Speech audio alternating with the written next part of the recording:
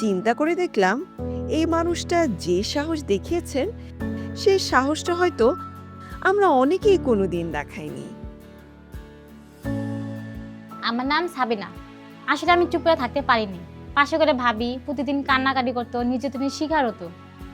ভাবি কান্না আমার সহ্য হতো না। ভাবেন তো, সেটা তো আমার সাথেই হতে পারতো। একজন নারী হয়তো নারীর বিপদে আগিয়ে আসবে, তাই না? তো আপনি কি করলেন? ট্রেনিংয়ে শুনছিলাম 109-এর কথা। আমি একদম ঠিক জায়গায় বিচার দিয়ে দিছি। অন্য ভাবিদেরকেও শিখাই দিছি। আগে ভাবতাম একা একা কিছুই করতে পারবো না, এখন মনে হয় আমি একাই 100। যতবার আমি মেয়েদের সাথে অন্যায় দেখব ততবার আমি ফোন দিয়ে দেব। বলেন তো ঠিক বলছি না? একদম ঠিক বলেছেন। ডিজিটাল ইনক্লুশন প্রজেক্টের উঠান বৈঠকে ইন্টারনেটের ব্যবহার শিখে গৃহবধূ সাবিনা রুখে দিয়েছেন নারী নির্যাতন।